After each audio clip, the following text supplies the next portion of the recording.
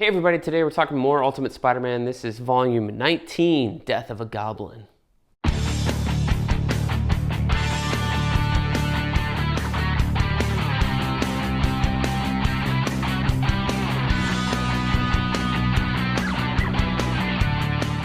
Hey everybody, welcome back to BK's Bullets. As always, I'm your host, Brent. Today we're talking more Ultimate Spider-Man, Death of a Goblin, volume 19. This is issues 112 through 117. And this is the first arc drawn by Stuart Immonen. Up until now, for 111 issues, we've had Bendis and Bagley, and Bagley broke the record of 110 issues by Jack Kirby, I believe, or maybe it was 103, but basically he broke the run with Stan Lee and Jack Kirby on Fantastic Four, and shortly thereafter decided I need to leave the book because he didn't want to overtake that record for a long time. So that's like, the record is the number of issues done consecutively by a single creative team. Did Walking Dead ever break that record? I wonder if they did, because they had Charlie Adlard and Robert Kirkman going for a long time. The first 6 issues were Tony Moore, and then Charlie Adlard took over after that, so maybe that's kind of no longer the record. But at the time, that was a big deal. So you have Stuart Immonen stepping in to fill the shoes of Bagley, and I feel like he does a pretty good job. Brian Michael Bendis is still writing it, of course. We're kind of moving away from the double-page spreads with a bunch of panels that I've complained about that are hard to read sometimes when you're splitting the spread down the middle of the book, and then putting the panel breaks down the middle also, and making it hard to read if you just have like a 2-page spread. Whereas, Immonen has a more distinct widescreen sensibility, I feel like sometimes. And he uses a lot of verticality too. Like, I feel like Bagley wouldn't do that sometimes. Use these big vertical panels. Like, this is a 2-page spread, but you can tell because there's clearly this panel goes all the way across that spine there. And the top one as well. Like, that's some things that Bagley never figured out somehow.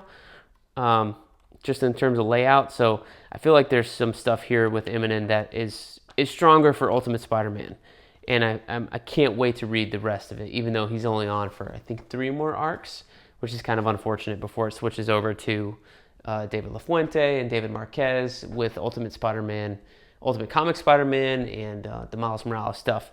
But anyway, I like this arc. I think it was fun. You have Norman Osborn coming back to mess up Spider-Man ever since Volume 9, which was Ultimate 6 in our read-through. You also have Harry Osborn coming back. He is the death of the Goblin here that's mentioned towards the end, and you haven't seen him since, I just forgot, maybe it was 16 or something like that, or 15, with the Hobgoblin story arc. Honestly, I thought he was dead at the end of that arc. So when he shows up in the last issue here, was kind of a surprise. I was like, oh, he's not dead. And I just went back before recording this review to make sure. And yes, they do call out that he is still breathing at the end of that book, which is a fact I think I had completely neglected when I did my review. Like, I'm pretty sure I said he was dead. He's not. But anyway, this is fun. I really like this. You have Electro returning here. You have Mary Jane.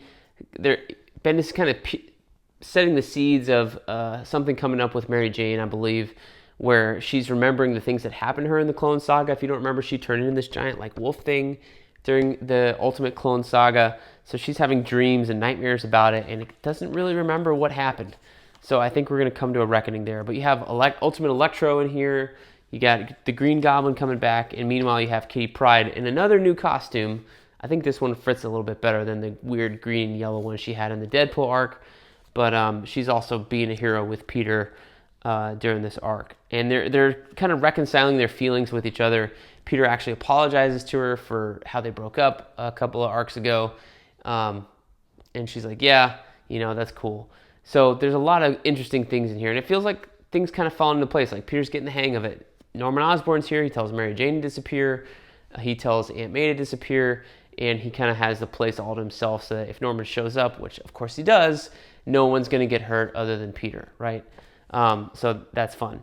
You still have Norman on this my boy kick that he started in Ultimate 6, where he's calling Peter his greatest achievement. He kind of explains why he thinks that is here in this volume. And Peter is just kind of like, dude, you're still crazy. You're still crazy. You also have Ultimate Dr. Ock in here. But one thing that is weird is that you have Carol Danvers, who's like the second in charge S.H.I.E.L.D. agent in the Ultimate Marvel Universe at this time. And they said Fury's disappeared. And he's off somewhere. And I think the last time we did see Fury might have been in the Ultimate Comic or Clone Saga arc. If not that, definitely the Hobgoblin arc. We saw Nick Fury in the Spider-Man book. So why is he gone in this one? I think he's off planet in Ultimate Power, I believe, which I do have, so we'll read that at some point. But I believe he leaves at that point, the Ultimate Universe, to go somewhere else. Maybe I'm wrong, but they never really explain it. But as it mentioned, literally like 12 different times that Nick Fury's not here, Nick Fury's not here, Nick Fury's not here, and never a word saying why he's not there. Is it a doctor's appointment? Is it a dentist appointment? Like, where is he? It's never explained. There's no footnote saying, go read this miniseries or anything like that. So that's kind of the one annoying thing about the book. But all in all, I think it's a great start for Immonen and Bendis on Ultimate Spider-Man. I can't wait to read more, and I'm still enjoying this series. 19 volumes in. Can you believe it? So let me know what you think of Death of a Goblin down below in the comments. We'll see you guys next time in the Funny Pages.